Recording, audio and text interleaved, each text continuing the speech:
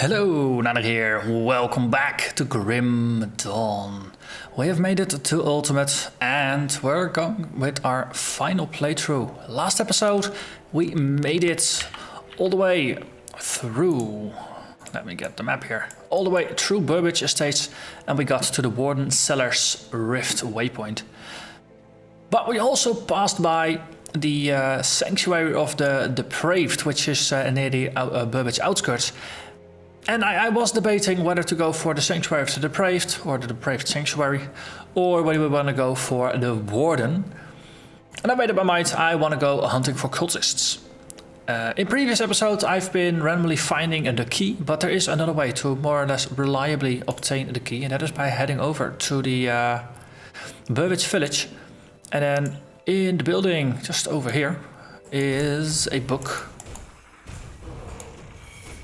with the cultist orders.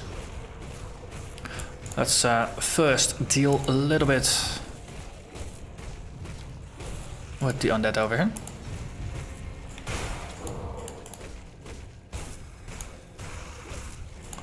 Okay, almost there. Hey, no, let's pick these up. We got cultist orders.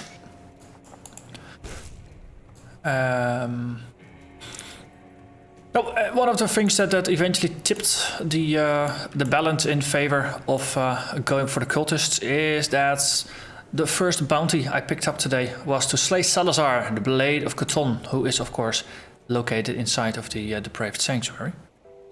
But with the cultist orders we can have a chat over here with Dereni. And I found this curious note and it mentions you by name. Oh, no. Slender. So, explain yourself. So now we have a choice to allow Dereni to come clean and effectively give us a key into the sanctuary. So, a lot of lore, we've already gone through this, but in the end he offers us a deal. He gives us the key so we can go in and take out the cultists, which is going to be the strange key over here. And we get some directions. So that's another juicy lore bit. Doesn't even get us experience. But it is this key, this strange little key, that allows us access inside into the sanctuary. So from the outskirts over here, we can move forward. And it's going to be just located just above there. Well, but now, where this should be relatively familiar to regulars that have been following the channel, or the series at least, for a while, since I have been here before, back on Elite. Now again, we're just going in on Ultimate. Question is just, how much more difficult is it going to be on Ultimate? Because I seem to remember on Elite, the bosses were 6 or 7 levels above me. Actually, no, the regular mobs were 6 or 7 levels above me when I went in. If that's the same on Ultimate, well, it could potentially get very interesting. But we'll see. So far, outside here, levels 72, 73, 74. So there's nothing completely out of the ordinary here.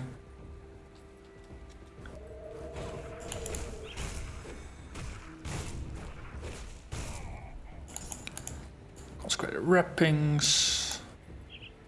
And then you'll see, of course, one of them is gonna drop that key that we just picked up from Dereni. Because that's often how my luck goes.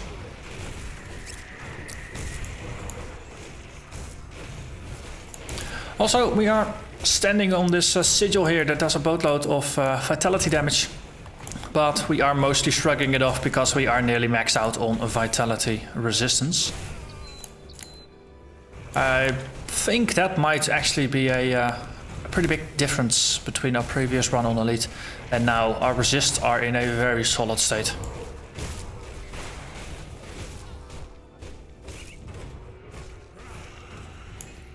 Okay.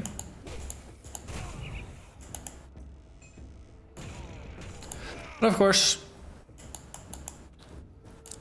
things like having maxed out resists and having good, like a nice health pool, having decent regen, things like that. They are all just just different factors that weigh in on your survivability. In the end, if the damage that mobs deal is more than what you can tank, then it doesn't really help you that you are theoretically set up to deal with it. Okay, this is a 75 white mob, that's plus 3 levels. 74, 75, so that's plus 2, plus 3. That's actually a lot more welcoming than I was on Elite. It's no 2-3 levels difference. So either I was just massively under-leveled on Elite, or the difficulty is just not as increased here as it was on the lower difficulties, or the levels simply have more impact. That's also a very clear option, of course.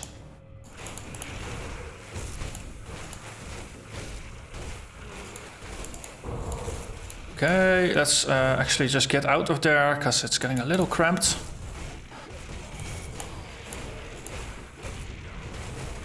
Okay, let's overguard here, just to get some health regen. So 77, I think I saw something purple, it was probably a 78.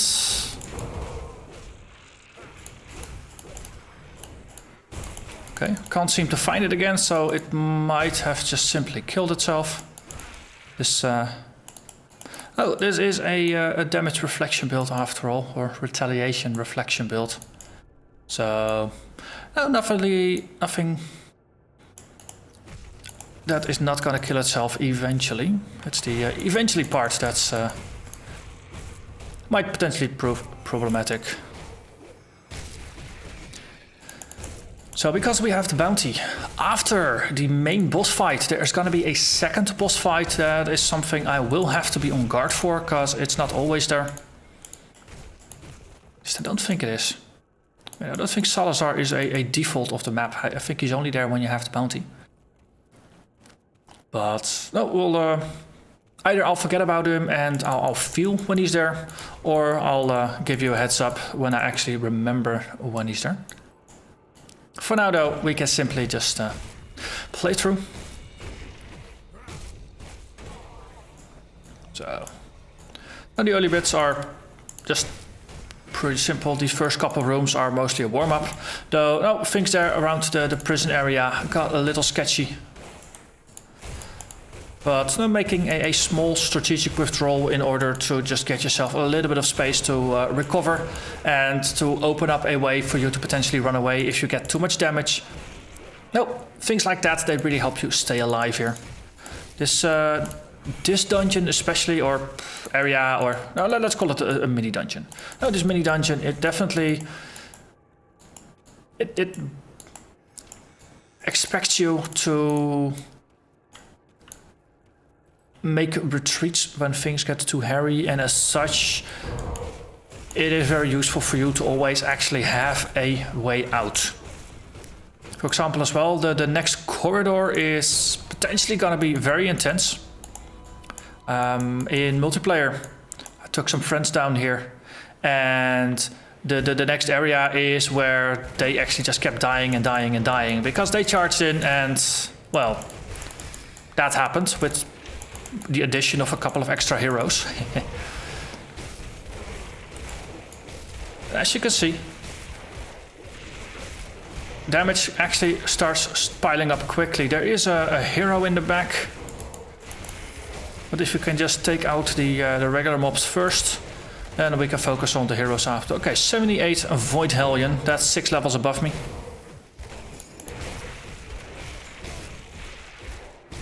We are slowly whittling them down. Okay, let's just pick up a couple of items so they're not in the way anymore. Let's see. Okay, like that. Then we can just focus on the dude here. Ooh. That was about 4,000 points of damage just straight to the health pool.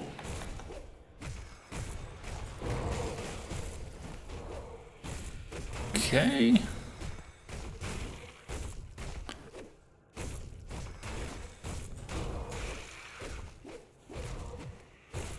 That's just bleeding, right? One of the downsides of those icons, they disappear rather quickly, so it's difficult to actually see what the heck is happening. But eventually, the dude dies. Life leech, yeah, see? That's... I think life leech is associated with vitality. And there we are. A hero bites the dust and the first section over here has been cleaned. But this is definitely one of those areas where you don't want to rush. You really want to take your time because this is pretty darn deadly. This is one of the first places in the game where you will be facing a lot of vitality damage, bleeding damage, chaos damage. Well, these are cultists, right? Those are all the elements you would expect. Mark of Pain. What's the Mark of Pain?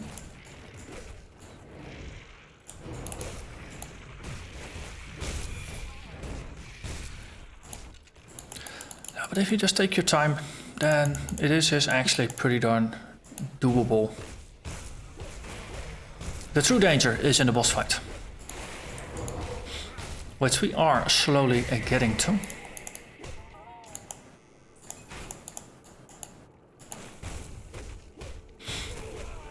Okay, also easy to miss is the Ornate Strongbox over here, just nicely tucked away in the corner with some extra loot. Of course, playing on hardcore, if you die, the loot is not gonna help you in any way. Hello. But if you make it out alive, then, well, loot is good. Hey. Some corpses.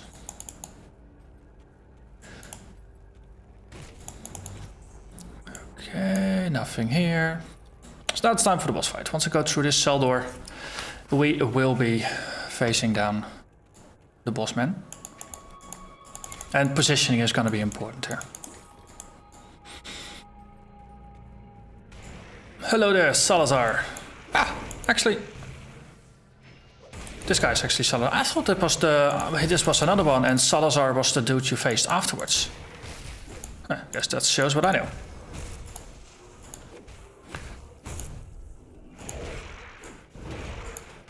So that little ritual he keeps casting on the floor. Sigil of Consumption. It's a boatload of vitality damage. Might even be fire and chaos in there if he's got the upgraded version. I mean, it's an occultist skill that does that. And if you're not completely capped out on vitality damage, it's gonna hurt. But the biggest thing is that in addition to hurting a lot, all the damage that it deals to you, the Sigil of Consumption, 40% of it is returned to Salazar as life leech. And, well, that makes this guy extraordinarily tanky compared to most other bosses. This guy is actually tougher than the Warden, which is supposed to be the main boss dude in Act 1 here.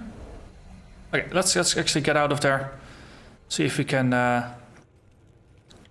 That's a Curse of Frailty. Ooh, that's a good opportunity to actually see if it messes with my block chance. There's no, the bug in 109.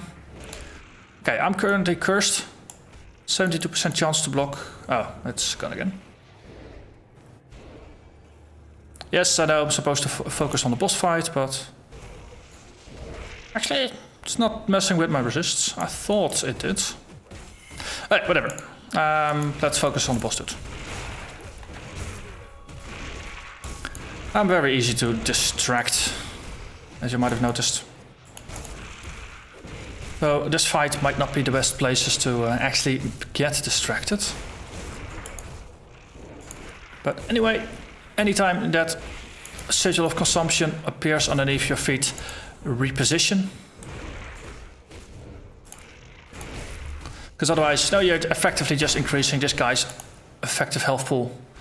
And, well, it's already pretty darn large. I can't do that yet.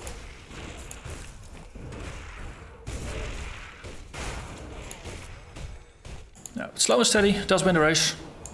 Every time.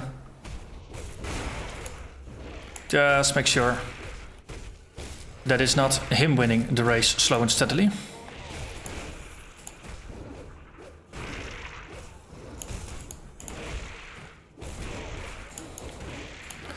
this is a fight definitely where mobility is useful.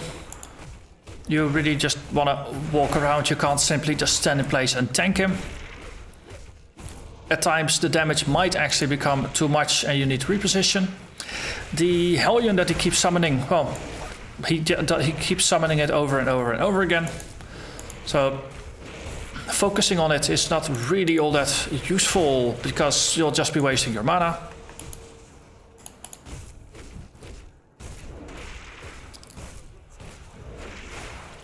On the other hand, built like this, the Hellion just keeps killing itself because of the damage retaliation. It is a melee mob, so every time it hits me, it's taking like 5,000 or 6,000 damage to the face. That's more than most mobs can handle, really.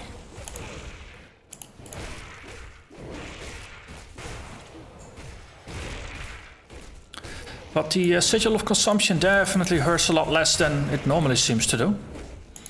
So that might be that his Sigil actually has the full upgrade, so it does Vitality, Fire and Chaos damage. And of course most builds, they're not really resistant to Chaos, at least not while leveling. It's not until now that I actually have 60% Chaos resistance. And well, apparently that is the trick here. So this dude, he is 6 levels above me. That of course does give him a bit of an edge in terms of damage, in terms of life, and in terms of resists. He is a purple boss. Purple bosses have a nice little package that the game calls boss resistances, and there are multiple tiers of it. I haven't actually checked the wiki to see which of the tiers he's got, but I think there are about 6 tiers. And no, the final tier bosses are completely immune to leech, to stun, to any form of crowd control, to getting controlled, things like that. But even as high as like tier 4, life leech only is then 95% effective. So that's also one of the things, if you have a build that is based around life leech, and against some bosses it's really difficult to sustain yourself, boss leech immunity might actually be a thing there. In our case, I don't rely on life leech. In fact, I might not even have any life leech at all.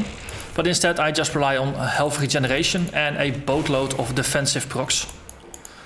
Oh, like the blast shield, like the tortoise shell, like the Menhir's Will. Though in a fight like this, I'd rather not trigger Menhir's Will because it only triggers once you're down to 1/3 of your life. And well, this guy, you don't want to be down to 1/3 of your life because then you're potentially playing in an area where you could die from just a quick follow-up. Okay, currently he's backed against the wall. That is a bad position for him to be in. But well, you can use the terrain to your advantage. Because if he can't see you, he will reposition in order to get to a place where he can see you. If you just keep dancing around him, you should be fine. Okay, let's just Overguard. And there we are. We shattered the Blade of Cthulhu. So that's the bounty completed. So normally in the next area up there, there is another fight. There is a bounty somewhere or a quest that sends you in here. And then your goal is not going to be to kill the guy we just defeated. It's going to be to defeat the guy that's going to be in the next room. So this is just a random, just a hero spawn.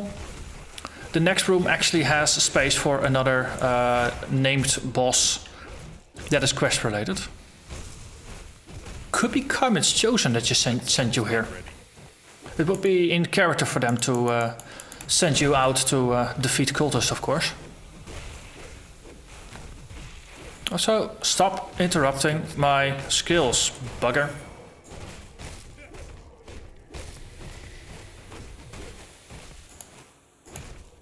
Well, luckily he just keeps trying to attack me and getting the damage retaliation back in his face. It's all good. And there we are. And we got a Blood of Cthulhu for our troubles. So the next room is where potentially you can get another hero spawn. Because this is after the primary boss fight, your guard might be down, especially once you see the exalted stash and things like that. But keep in mind, this might still be pretty darn dangerous. So don't celebrate until everything here is dead. Excluding yourself, of course. That's very important not to die yourself here.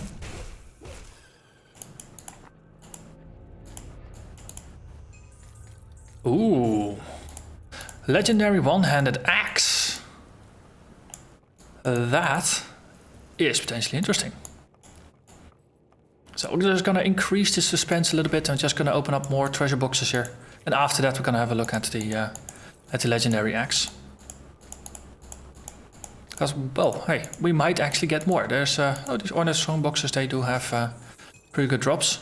No, not purple.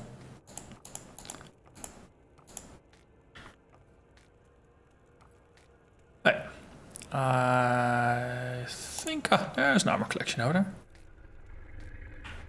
Okay, purple.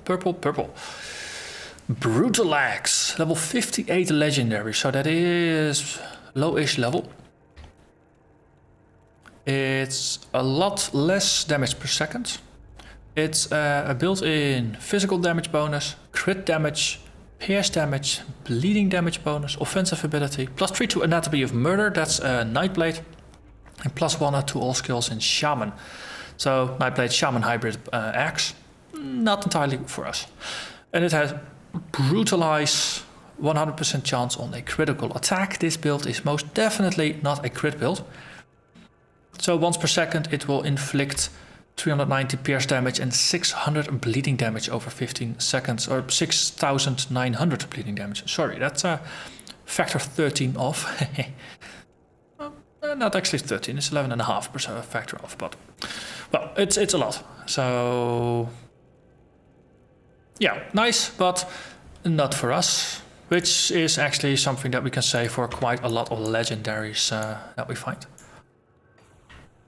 But with that, we have cleared the Depraved Sanctuary.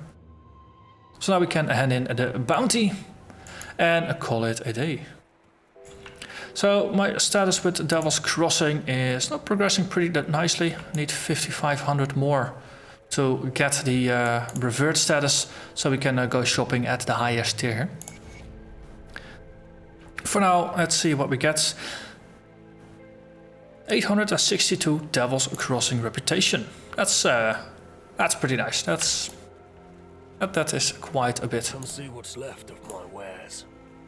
And to be honest, I've been just seeing if I can get my reputation up with these folks, just because, well, this is where I am. This is pretty nice. Health bonus, shield block chance bonus, and this goes on rings, amulets, rings and amulets. So potentially you can get 3 of these for 9% increased chance to block. Currently, we are at over here 72%. So we could raise it as high as 81% if we were to actually get 3 of these. So that potentially it is pretty nice. On the other hand, I really like Corpse Dust because it gives the. Oh wait, it's actually not Corpse Dust. It's the. These are augments, so they would just be replacing things like this: some poison, acid, bleeding resistance, some chaos resistance, and some more chaos resistance. We get access to pierce resistance, poison, acid, and vitality resistance for our armor. So just unlocking all the factions to revert status, it gets you access to these armor augments, and that is really, really useful. And potentially some of the items might be useful. But for now, we have survived the Depraved Sanctuary. It wasn't as tough as I had expected or feared it might be, but it is actually it was very doable. It was surprisingly doable. So this bodes well for something like the Warden. Normally the Warden is easier than the fight with Salazar. So having survived Salazar, I'm feeling pretty confident that we can take on the Warden as well. And I got a suspicion that Act 2, no, with the cowboys, that's all gonna be pretty fine as well. And it's gonna be Act 3 with the ethereals and things like that, with the bugs. That's probably where the danger is gonna start increasing, just like it did on Elite. Now the first 2 acts, they are not as tough. It's the later parts of the difficulty that's gonna be tough. So far so good. But with that, I'm gonna thank you very much for watching. And I'll see you again next time. Bye bye.